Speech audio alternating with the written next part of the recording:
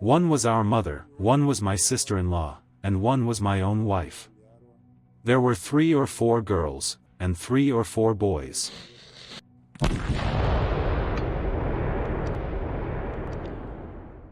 There was a greenish Mazda, it had been burned, they had set it on fire. There was a grey Vitz car, they had also set it on fire and it was burned. There was a car like a Tata, they call it a nice car, they had burned it badly. One of them was burned so much it had turned completely black like smoke.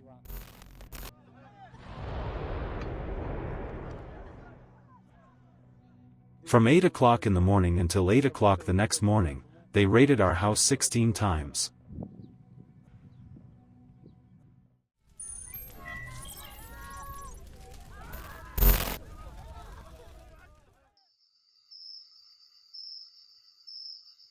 From the hopelessness and dark nights of occupation to the hopeful and bright dawn of freedom. This is the story of a region that has passed through the darkest pages of history and has now risen once again.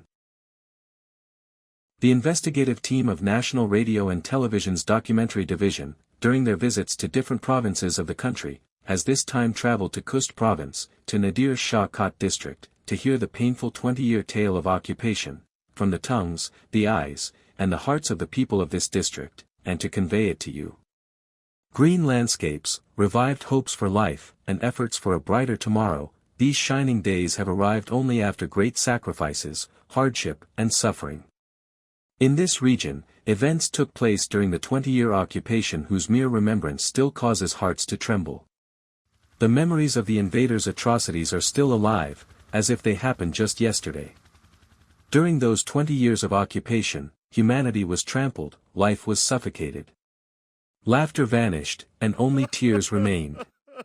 Mothers, with reddened eyes, waited for their sons, and children fixed their gaze on the doors, awaiting their return, but now, instead of their faces, they see only dust on their graves. 2002. First pre-dawn meal of Ramadan month.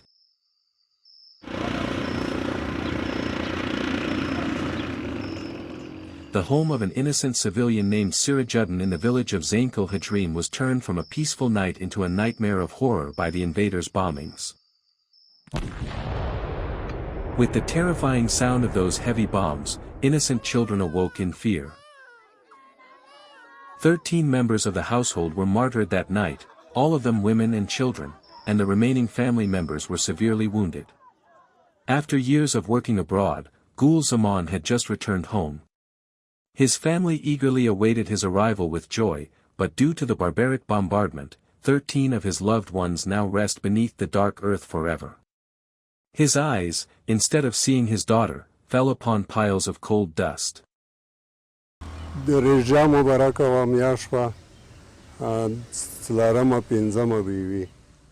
was the holy month of Ramadan, the 4th or 5th day. When our house was being bombarded, it was the pre-dawn meal, Suhoor, time. The women of our family had gotten up to prepare food for Suhoor, because tomorrow was a fasting day. At that time drones were circling, we were not familiar with drones. We said, it's just planes circling. Suddenly they bombed our house. There was a storage room in one corner of the house, they hit that. There were also 3 other corners of the house, they bombed those too. One was our mother, one was my brother's wife, and one was my wife. There were 3 or 4 girls and 3 or 4 boys, altogether 13 people. Many were injured. Our uncle was injured, the small children, the girls, some of them were wounded. There was one small baby who had been left in the cradle. The house that was standing had collapsed, and the baby was trapped underneath it. At that hour, our nearby relatives and people from the village came. They helped to rescue the people trapped under the rubble and assisted in taking the martyrs and injured from one place to another so they could be arranged properly. The villagers were helping however they could.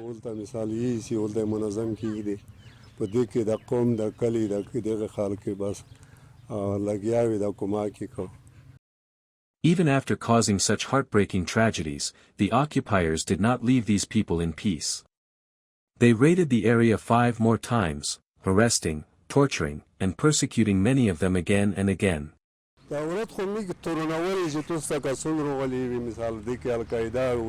The government accused us, saying that people had been coming to our house.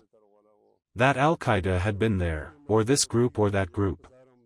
They said someone named so-and-so had come to see you. They accused us. Forget help. Because of those accusations, even my father spent 4 to 4.5 years in prison. One of our uncles spent 3 or 4 years in prison.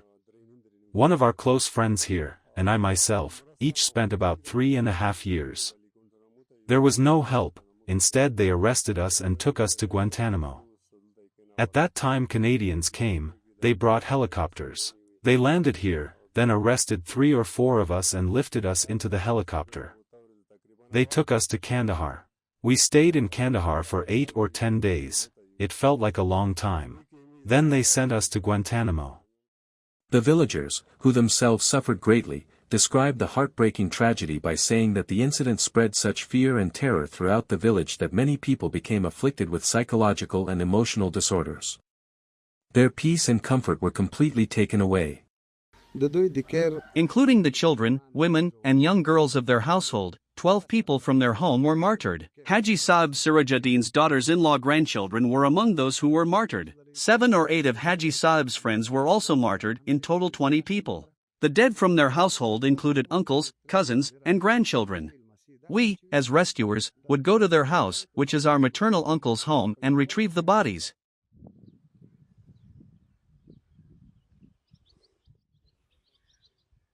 This was neither the first nor the last tragedy in Nader Shah Kot district. Over 20 years, countless untold events took place here, events that shake every human conscience when seen or heard. With the continuation of the occupation, many families across the country became victims of the invaders' brutality. In this area, we document another heartbreaking tragedy suffered by yet another family, an event carried out by the occupiers. 2009. October 11th. Another dark night recorded in Afghanistan's calendar, unfolded in Nader Shah Kot district of Khost province.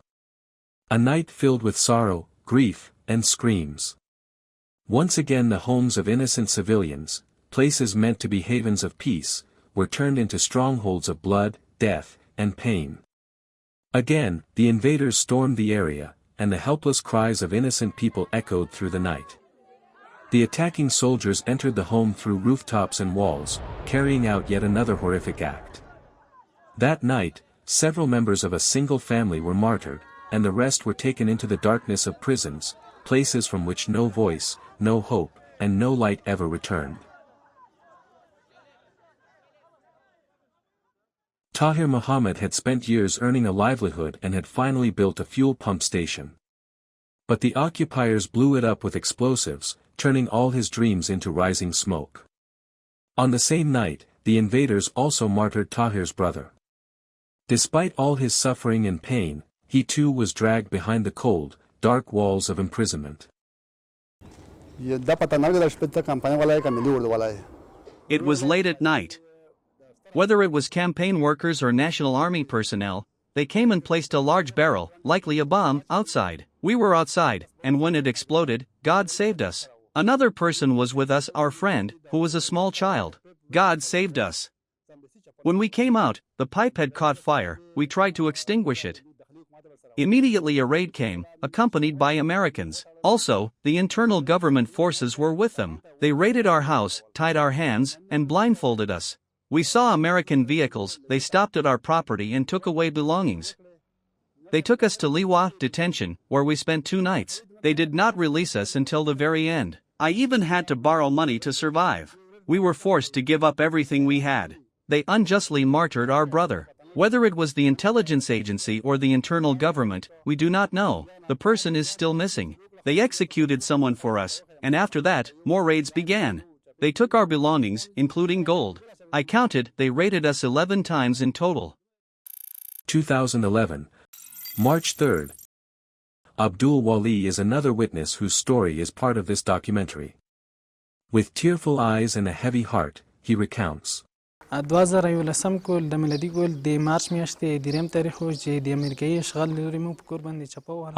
3rd, 2011, American occupiers raided our house. During this raid, 2 of my brothers and my uncle were martyred. One of my sisters was injured. During the process, vehicles were set on fire by them. One of my sisters was also injured in this attack. Any cash that was present was taken by them.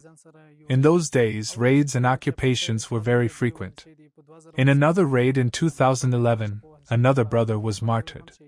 On March 3, 2011, 2 brothers and 1 uncle were martyred in a single day in front of the entire family. In 2015, during a raid on our house on the day of Eid al-Adha, from 8 a.m. to 8 a.m. the next day, our house was raided 16 to 17 times by American occupiers. During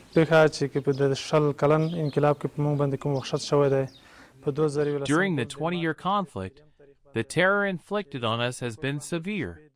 On March 3, 2011, between 2 and 3 a.m., American forces and the local government conducted a raid on our house. During this raid, 2 of our brothers and 1 uncle were martyred. Their names were Martyr Nader Gul, my other brother Martyr Hafiz Abdulaziz, and my uncle Martyr Zabit. After this, we experienced repeated acts of terror. I will share one bitter memory. On the night of Eid al-Adha, from 8 a.m. to 8 a.m. the next day, our house was raided 16 times. 17 orphans were left in our care after my brother's martyrdom. Many families in Nader Shah Kot district suffered unbearably from the oppression of the occupiers.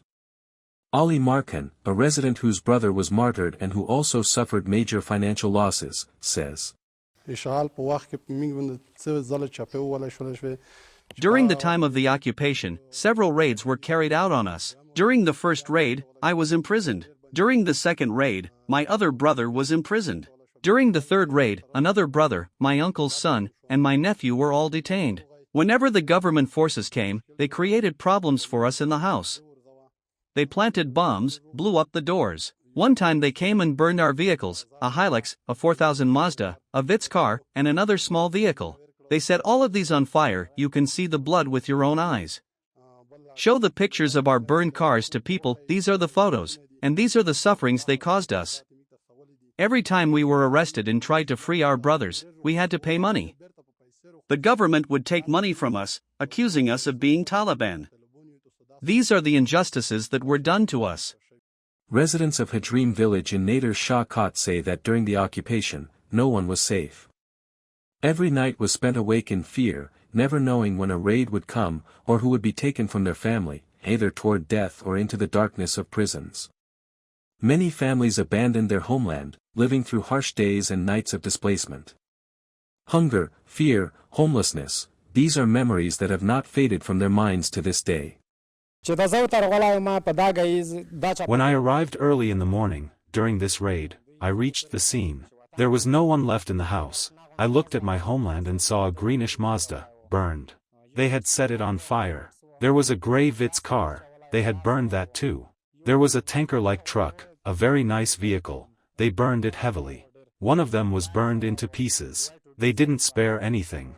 They caused as much damage as they could.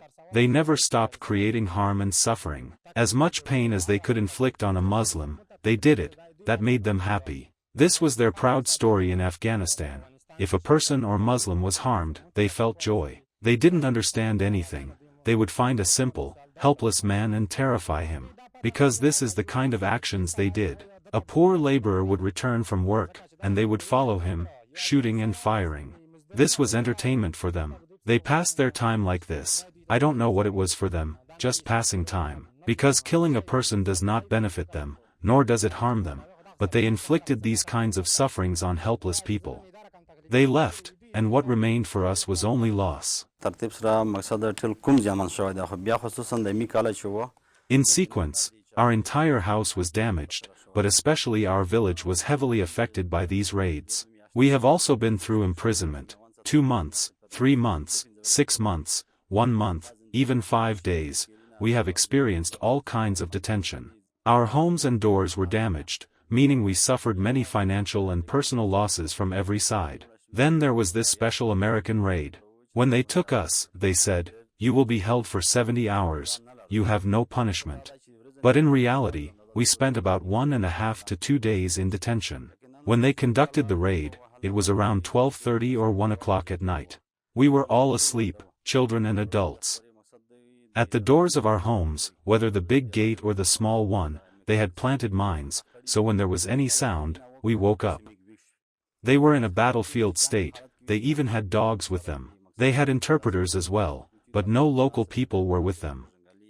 When the investigation and questioning started, special interpreters would say, "We came here because we received reports from this place." This was the situation.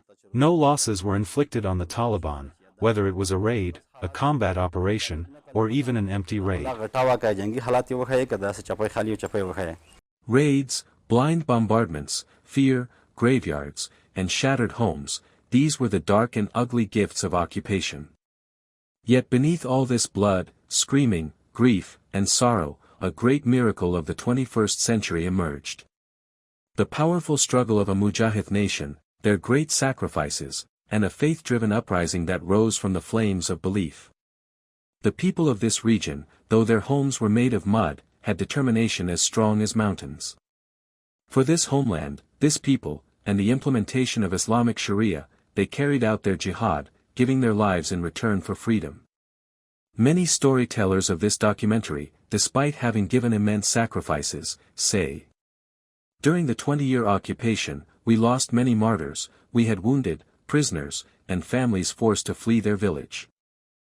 The martyrdom of our loved ones did not break our backs, instead, our faith grew stronger, our determination firmer.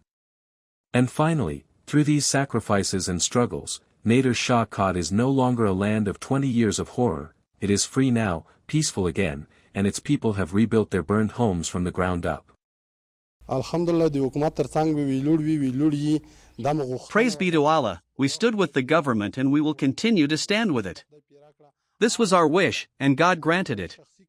Whenever needed, whether in our personal work or anything else, if the system needs us, at any time, we will stand with the system. Praise be to Allah, we are very pleased with God.